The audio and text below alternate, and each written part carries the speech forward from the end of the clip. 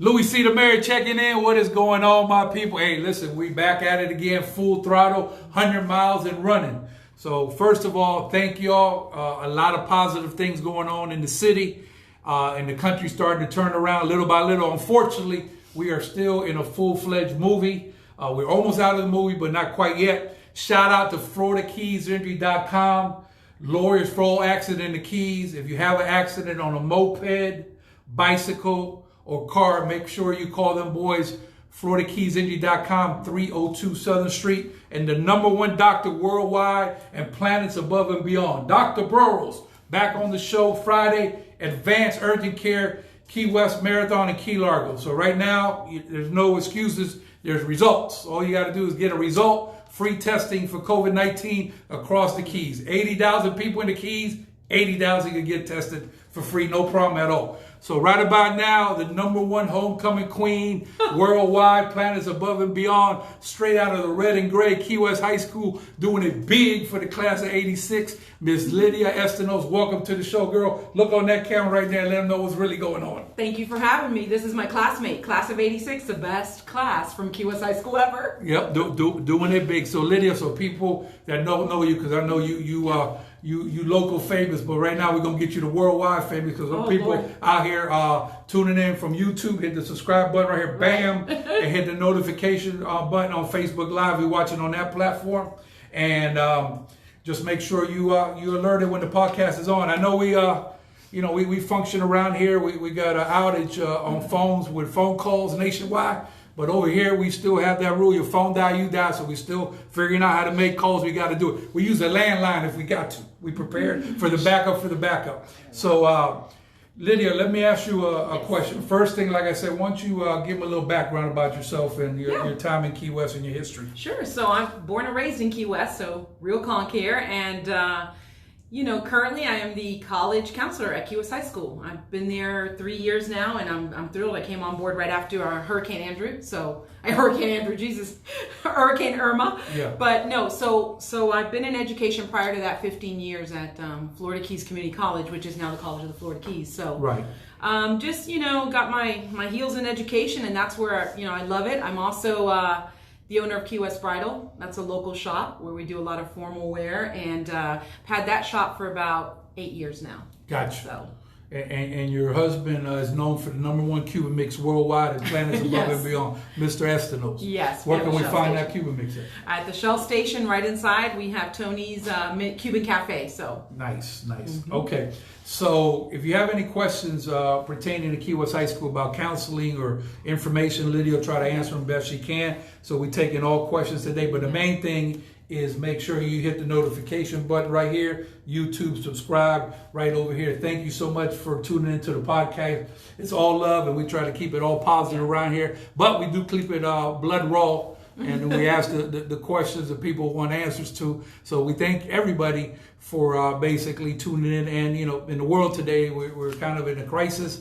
So we must ask that you be nice to people, and especially tourists coming down here. These people are just trying to have a good time like everybody else. So it's a tough time for everybody. So Lydia, how can counselors make a difference in a child's life? Wow, so many ways. So much of what I do, because I'm college and career counseling, really has to do with getting kids ready for that college, from the point where they're building their student resume and applying, like literally applying to college.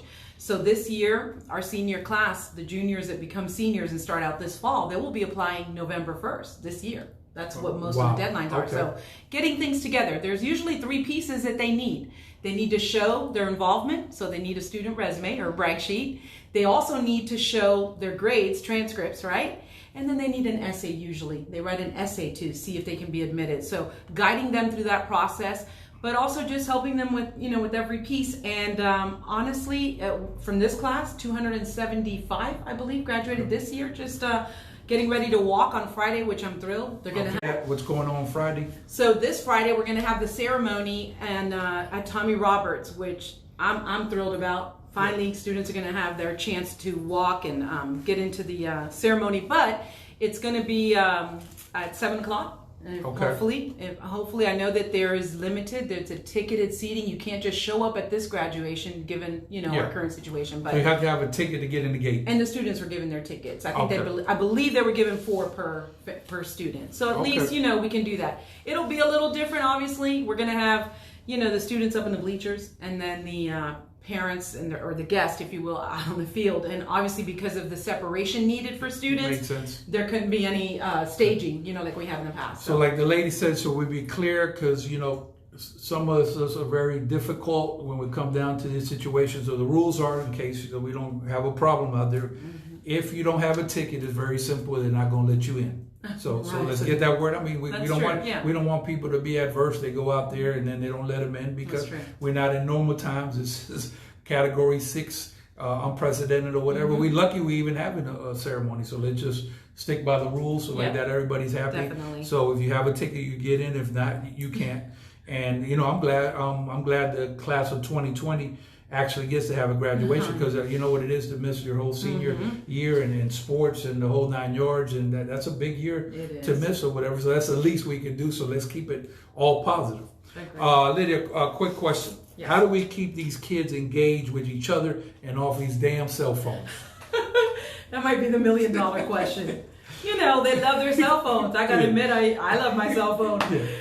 You're probably watching this now on your cell phone, so it's hard. I mean, this is the way, Louie, it's not like when you and I were in high school, obviously, for a number of reasons, but the way that kids now communicate, is with their cell phones. So to get them off of that cell phone and engage, though, you basically, if you're competing for that time and attention, I see that the biggest thing that you need is creativity, or a reason for them to listen to you and capture them, But getting them off the cell phone, let's face it, just like you're delivering this show and that platform, a lot of people are watching it, then it's going to be hard.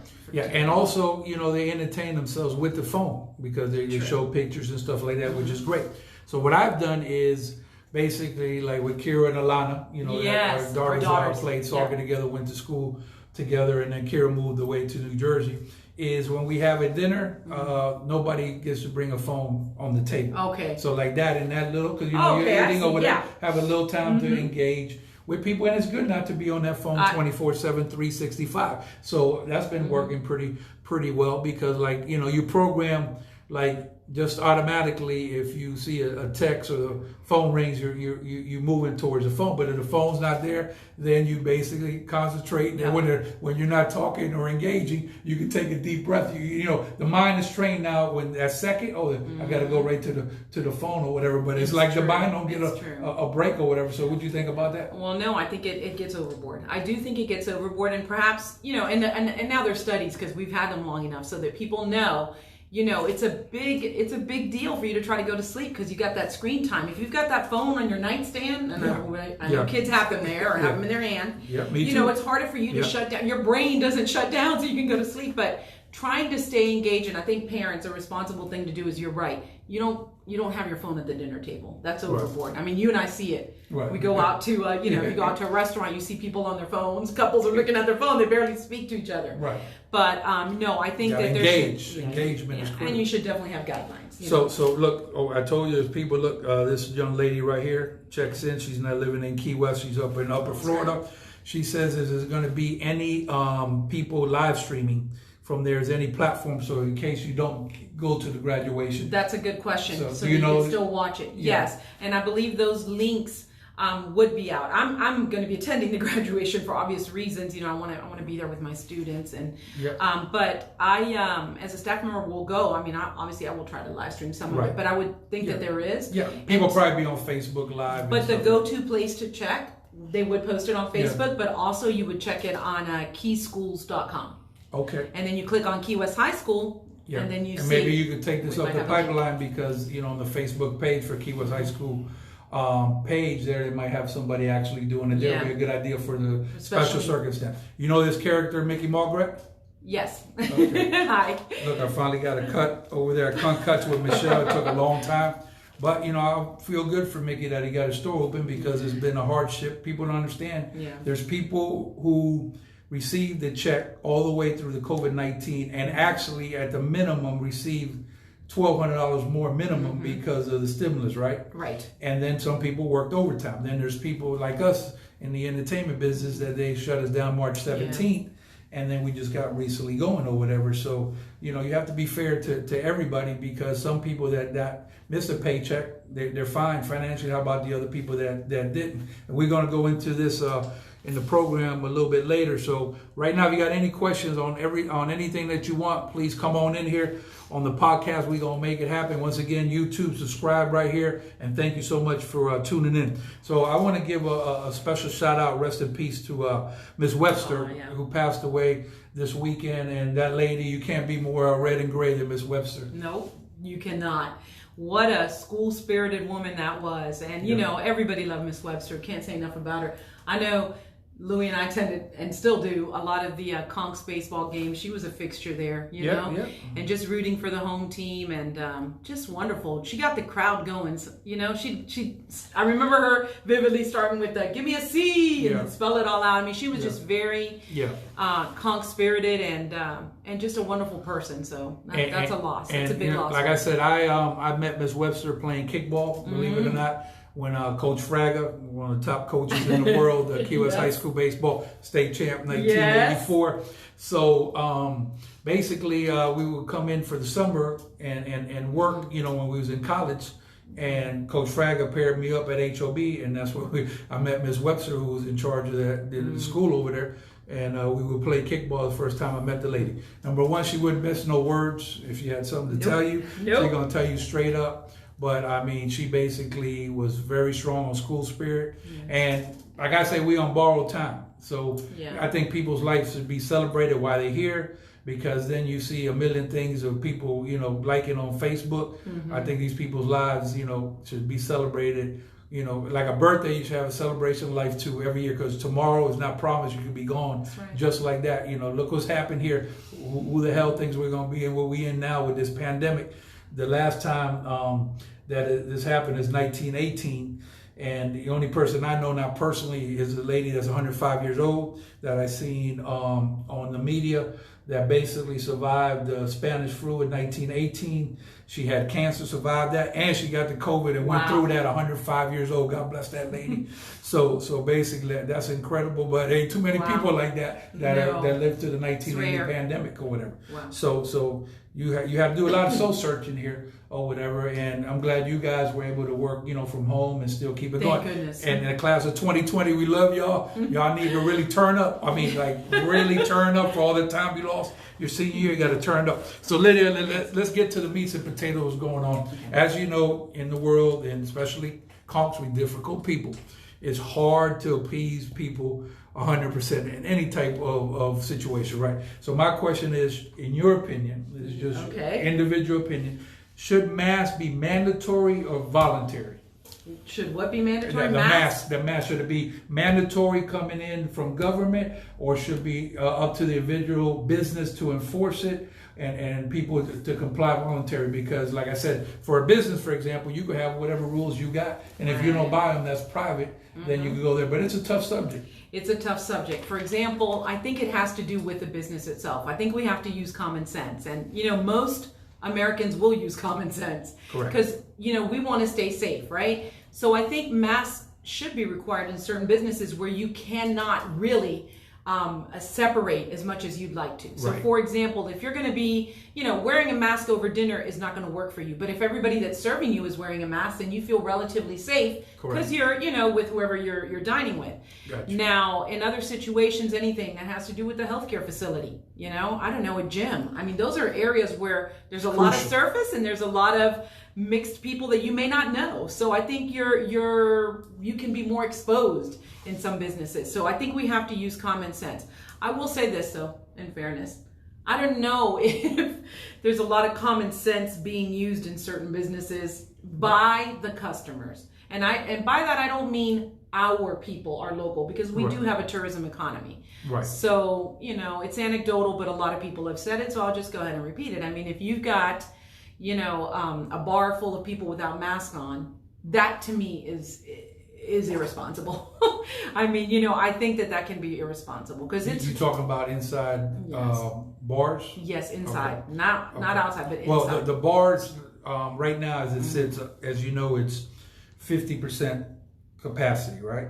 Okay, so once you reach that 50%, this is not like if you have seating. This is not of seating. Number, right. It's the fire capacity. So if you have 150, it's 75, right? Right. So what happens is once you get to that point, they cannot let anybody in, which I was there personally this weekend. Who was not letting anybody in past that, 2 people out, 2 people in. Okay. And then what it says is that basically while you're moving around in the bar, if you go from point A to point B, that mask is required to be on, but once you're sitting, is not required to be on. Well, as you can see, this is a very tough thing to enforce because basically with the people, you do have to use common sense, but Right. I think sometimes you get drinking, feeling a little loose down here. You've been cooped up for 3 months. I think some people are throwing common sense out the window. Correct. Tossing back a drink, there goes common sense. Especially with alcohol, they do it all the time. Right. So Yeah. this is, it can be a really kind of fatal mix. You know what I'm saying? The carelessness with the drinking. So, I mean, this, people be responsible. But again, whether it should be mandated or it should be optional, I really think it has to do with the establishment, you know? Like I respect any type of establishment and the rules they got. If I have an issue with the rules that they got, I just don't patronize that business. Okay. And then I don't go in there. But to me, I'm respectful. Like Tony's my brother, but I'm not walking in there without no mask. Right, Even though you see what I'm saying? Because why am I walking in without a mask? That's just gonna make that man's job harder. And I don't want to walk in. I don't want to be special. I want to abide what's going on. Now, if I had a problem going in there because of a rule and regulation, I just don't go in. But I'm not quite sure if because it's like children. Kind of, the more you tell them 14 times to do stuff, they might not do it just because you're telling them to do it or whatever. So it's on both sides. I understand both sides. And like, for example, there was a lot of chatter on the social media this week, and I got to tell you, I went down there personally. First of all, let's be clear: a sidewalk is not 6 feet on Duval Street, so it's impossible for you to be 6 feet across when you see them people walking, unless you go into the street. These are just facts, right? Number 2. When a lot of people ride there, let me tell you, every weekend is going to be more and more people. There's no way around that, right? So what happens is when people are riding down there, you actually have to get out if you really want to see, because a lot of people that are walking on Duval Street, they do have the mask, some of them on, but a lot of them off, but they have it, hanging from their neck, and they basically, you have to be up close and personal to see that. It's hard to see that when you're driving by. So it's a tough situation, because one thing I do know, you have to figure out how to live with the COVID-19 without a vaccine, or if not, the whole economy will collapse. So I just don't think there's an option waiting on a vaccine and shutting everything down, my opinion. Okay, yeah, I mean, we have to function, and we do have to try to do the best that we can. I mean, to shut everything down, I don't think is either the answer. And I'm by no means an expert, but I do believe that responsibility is so much a personal thing. Where it gets muddy and where it gets a little weird is, we're responsible, right?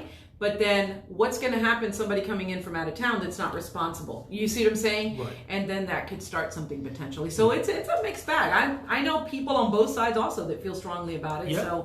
I think that no matter how good it gets, I'm not going to walk down Duval Street on the weekend, when it's crowded. I'm not going to do that. Right. Just because you don't do that normally. Right. And I'm not going to do it now. Certainly. Sure as heck ain't going to do it now. No, because I'm not going to expose myself or my family, potentially. But no, will I go to the beach? Yes, and I keep my distance, There's certain things what that I'm I will hearing do. people say Don't like the is crowd. that they're basically doing what they usually do. Right. Now, I hate to, but safely. I hate to tell you this. Some of y'all want to be COVID police, okay? So you're doing stuff, this is just, I'm just going to keep it 100 here. You go and do stuff that you usually don't do, or whatever. Oh, well, let's go down there and see what's happening. But that defeats the purpose of you doing what you need to do and not going in the situation where you got no business being down there or whatever. If you're out there, like you say, you walking out there and you just going out there to basically be part of the situation, then you could end up having a problem. So I'll just say use common sense or whatever.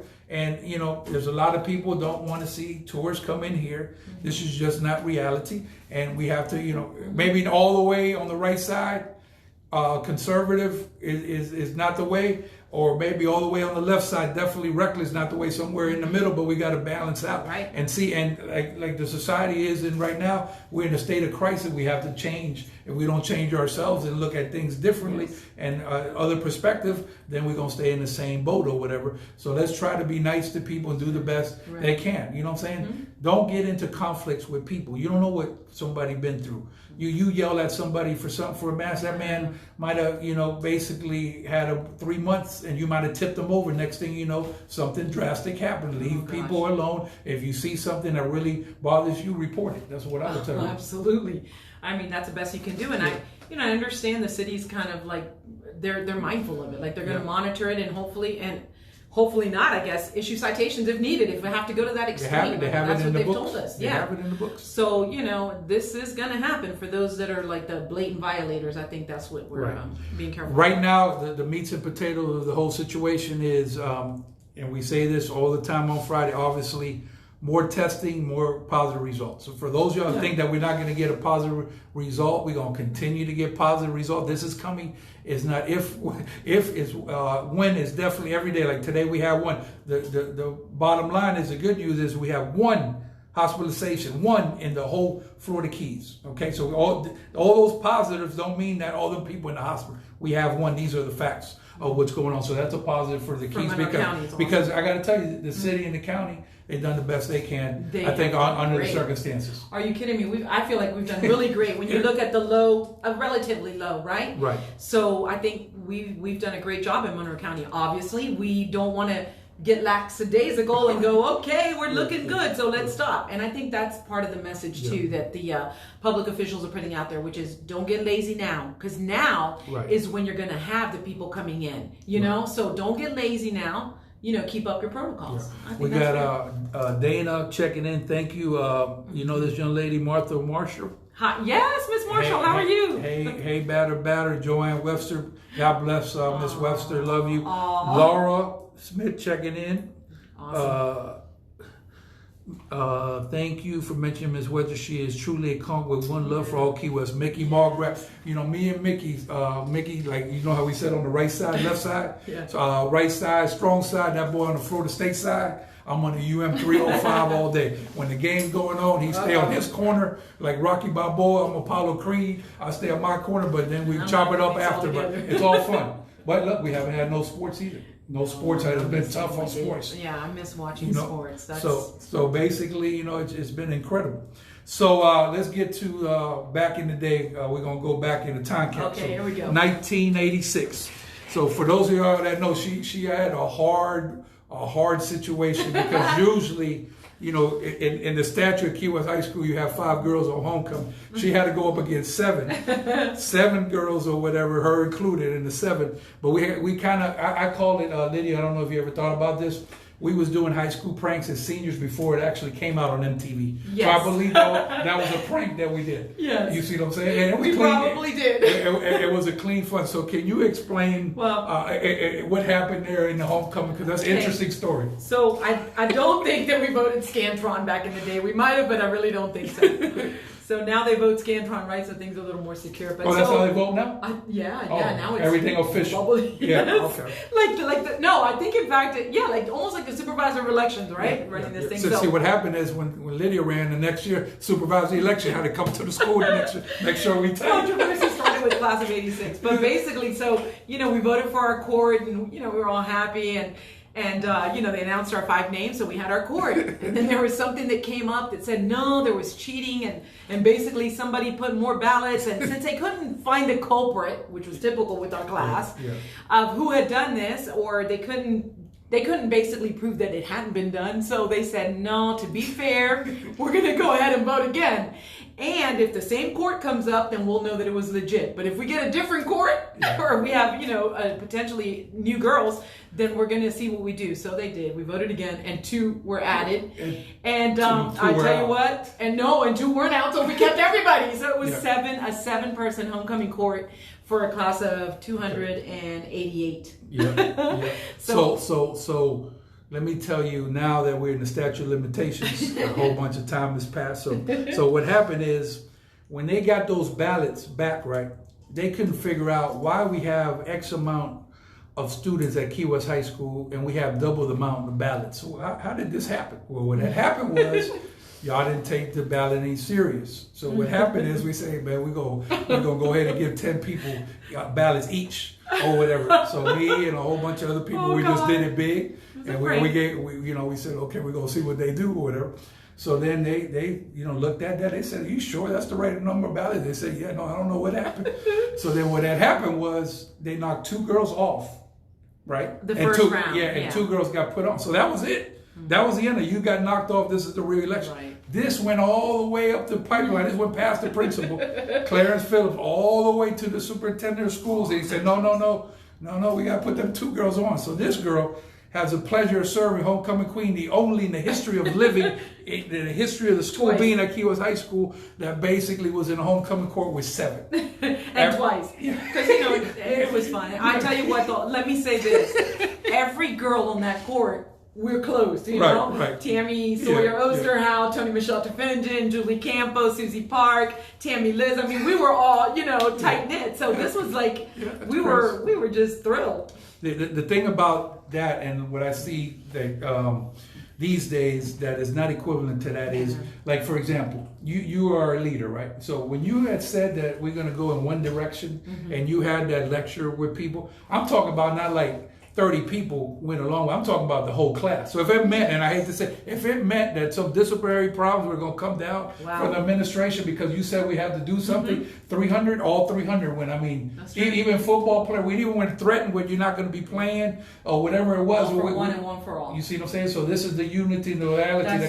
That's true. I think that's a distinguishing mark really from our class. It was all for one and one for all. That's it. Now, and you're right. And sometimes people got in trouble, but we all kind of stood together, and I think we did mostly the right thing. And what Lydia don't remember is that to see if this will come back to you. So I'm going about my business, and all of a sudden, out of clear blue sky, I hear Mr. Phillips come on the intercom. That man said, and I'm a quote. That man said, I'm gonna tell you what quote he said in this auditorium. That man said, I need all seniors to report to the auditorium now. Oh. So he said, oh boy, it's going to be on and cracking. So we were ready for Phillips, and we wasn't scared now. But that man was intimidated, but we wasn't scared. So we pulled up over there in the auditorium. I don't know if you remember this. So as soon as that man walked on the stage, when that man got hot, he turned red. I mean, I'm talking about red. We started chanting our regular chant, Phillips, Phillips. So that man was, 38 special hot. So then he went into it. This is a disgrace to the high school, this and that. And then he ended on this quote. I'll never forget that. He said, for those of y'all that cheated on homecoming, I suggest y'all slither out of this auditorium. I remember him saying that now. Remember that? Yes. So we said, ooh. And when he said that, it's like a football. And it's done, right? Yeah. I mean, it was crazy. But to be honest with you, that was nothing malice about that. No. That was just plain fun. It was a prank, right. But still, we learned our lesson. Yes. Let's say we learned our lesson, and I think and again, I guess maybe that's part of the outcome of having the phones. We didn't have phones, so how did we interact? When somebody put out no beepers either. A landline phone call, hey, we're all going to get together at such and such place, then everybody had that one. So I'm gonna explain something to y'all kids watching now, right? So I know where Lydia live, right? So let's say I'm calling Lydia on her house phone, right? So Lydia might not be home. She might have went somewhere, right? So I only got, leave a little message. But I got to find Lydia because there's something going on that's critical. Every day, Lydia know we pop up with something, ain't no telling her. So goddamn, we don't know where Lydia. So we kind of know where Lydia hang out. So luckily, blessed to be living in paradise. We ride a couple places. God bless Sweetwater. We might go, around this house or whatever, and then we find you. But if you Now we live with that, without no phone, Right. and we got it done. So now, that's why I'm so adamant in business that phone die. There's no reason not to have communication, because if you have to be disciplined to have a phone on charge, and when you're doing business, you need to communicate with people, and it could be life and death. Like people say, is it really life and death? I said, yeah. They said, how is that? I said, well, I read somewhere where a trucker was in a snowstorm, and he had a problem with his 18-wheeler truck, and the poor man went underneath to fix something by his tire, and he got stuck to the ground because it was frozen, and that man happened to hit an elbow and dial 911. Had that man's phone been dead, he would have been dead. Right. No, it's life or death. It can be. Yep. But no, you're right. We didn't have that. So technology at least, wasn't a distraction for us, and we had to show up. I remember you show up at my house, we had to right? pull up. And wouldn't you be missing out if you just had a phone right now and call me? Because back in the day, you might run into some picadillo, black beans and rice that my mom was cooking, or you might run into a party, or you missed all that. Yeah, and this is this is what it's all about. This is why you could go anywhere. It's not like Key West High School is very special, and anybody who's red and gray. That's why I'm asking at this time for people to unite one human family, because if we're going to have a slogan, we need to live by it. And this is the toughest. I know it's adversity. I understand people are scared. And let me tell you something. There's people that you could walk by that you've known for a while, and they might be a little bit conscious of being by you. Don't take that personally. Them people don't mean anything by that.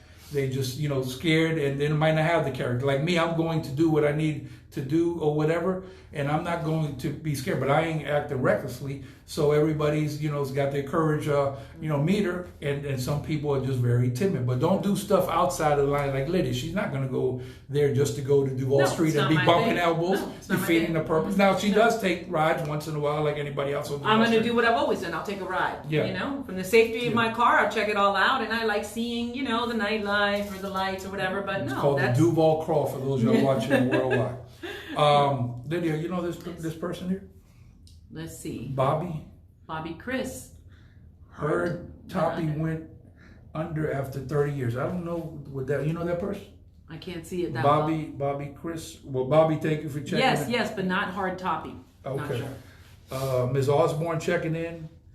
There it is. The man said no mask, no service at the Shell station. That's my husband for you. He's black and white, isn't he? I'm going to give you another example of something.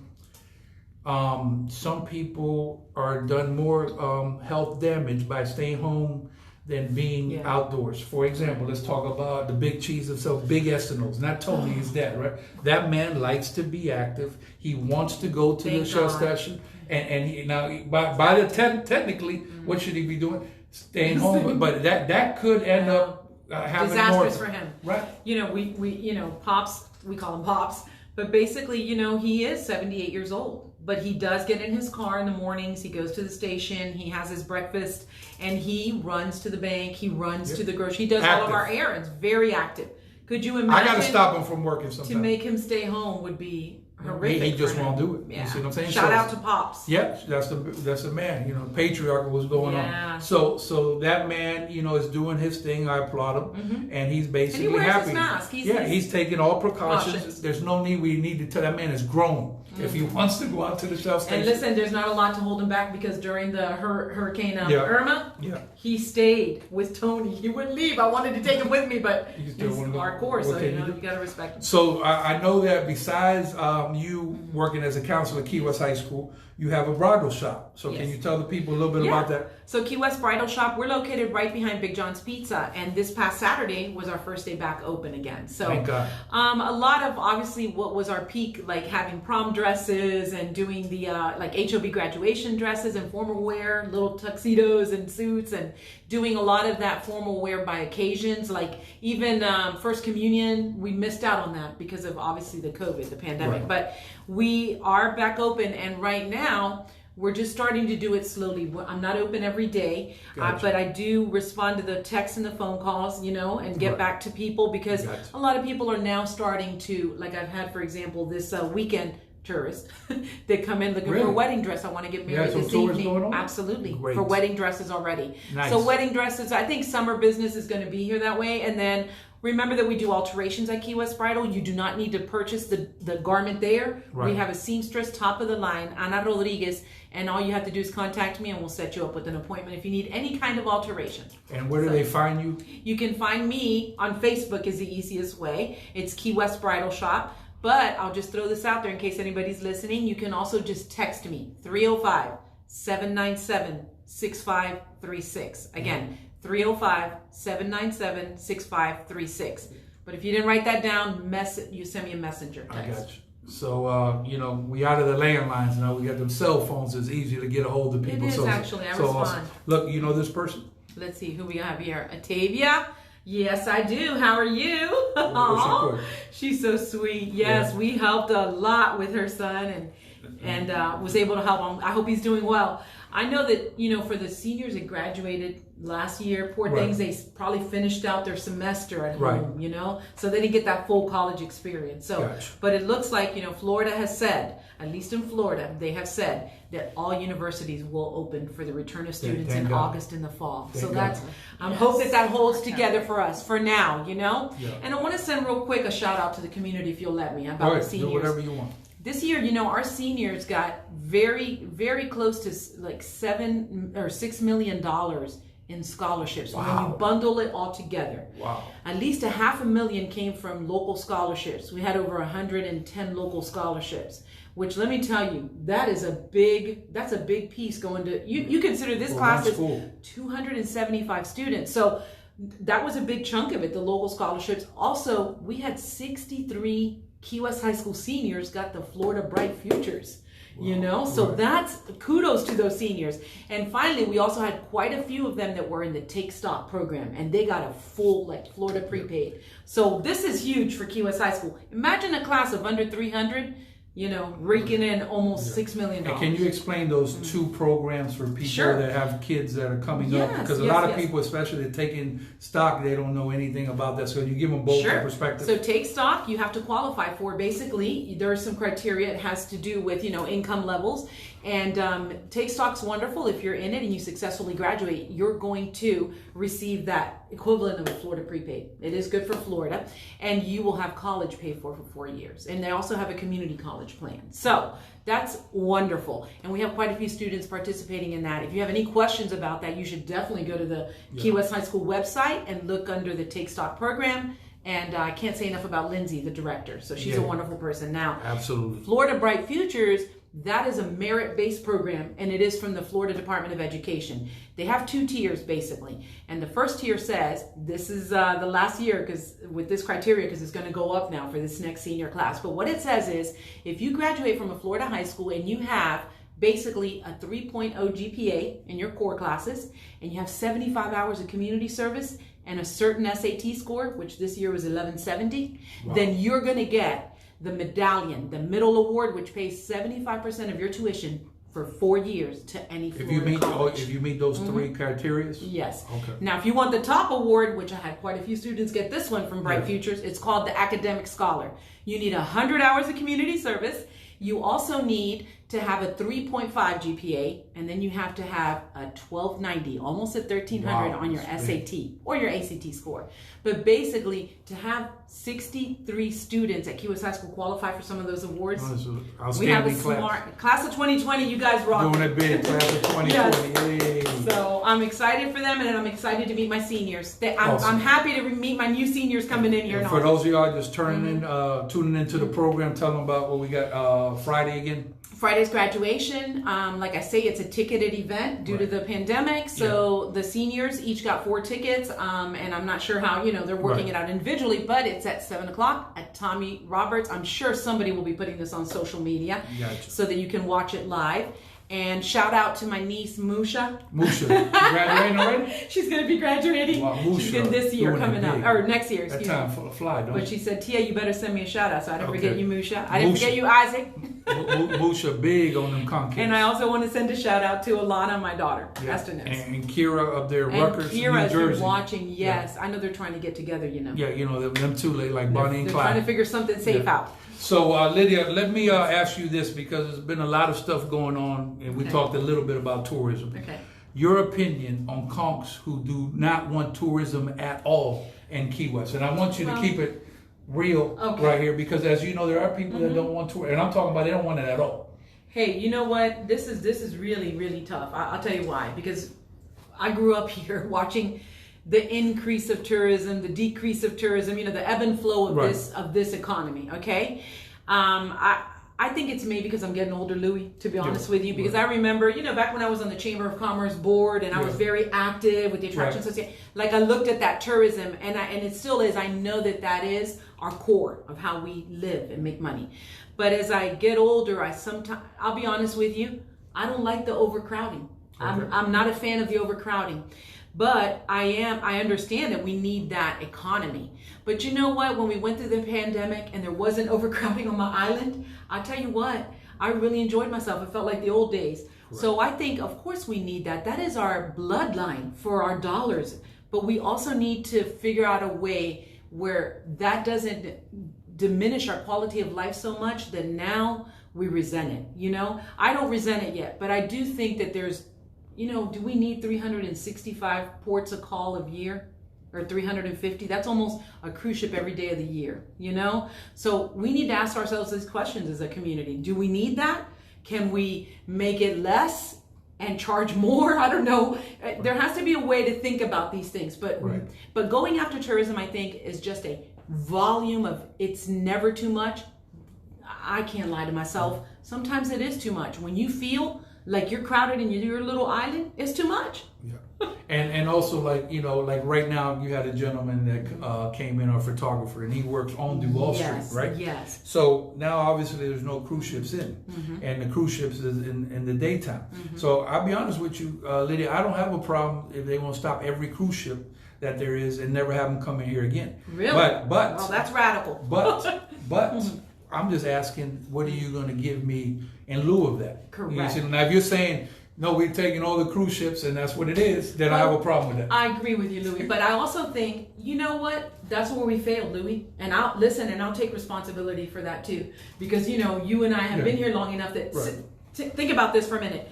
Has our city come up with an economic development plan to diversify our economy, or have we always just kind of went to the golden cow of tourism? Have we ever thought, you know, what else could we add? I don't know what that could be, but I'm just saying, have we ever thought about that?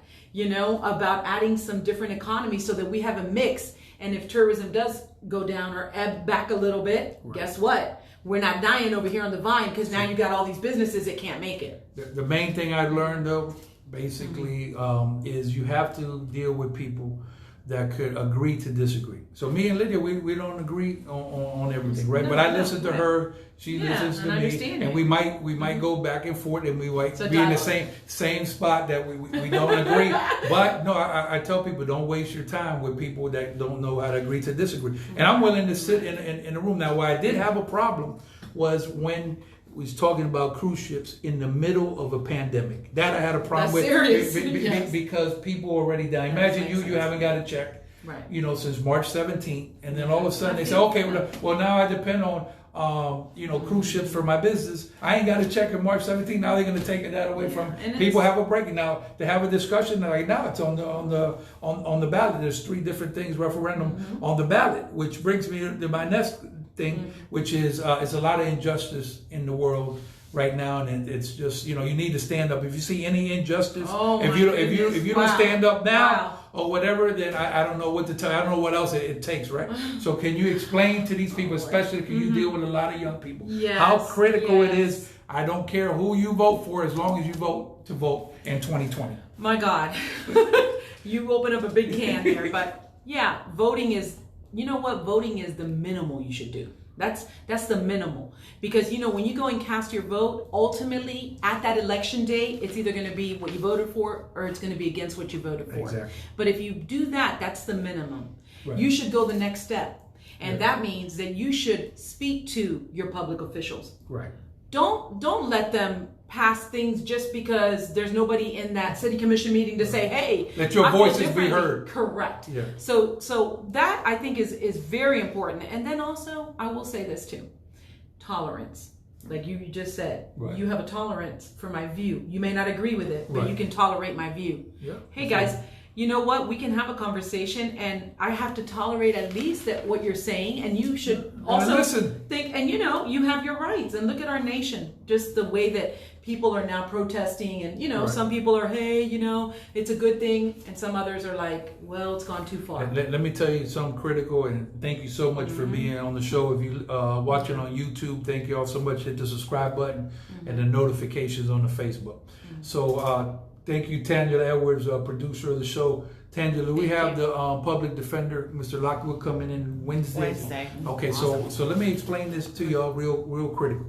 I've done quizzes with a lot of people, and out of 10 on this quiz, 9 failed. And this is basically like what you should do in a traffic stop, and what are your rights. You'd be surprised. Oh my God! So on Wednesday, on my name, I'm gonna go over the public defender. Like, if you got pulled, or how you doing? I'm so and so, Mr. Estenoz. You ran a stop sign, and we're gonna go step by step, because I think even from the high school level, this needs to be taught, because people don't know what their rights are or whatever. And then it's all on approach. If you go out there hollering and screaming at every kid that you deal with or whatever, and that's the only approach, you're not going to get too far. Same on the football field or whatever. So the approach of the police has to be, respectful also, because most of the time, if you talk to some people with some sense, they reply with some sense, because you don't know a lot of people don't know what the struggle is going. They don't know what people are, that are living in poverty and stuff that we're going through. We live in paradise. We complain about going from Duval Street to Stock Island.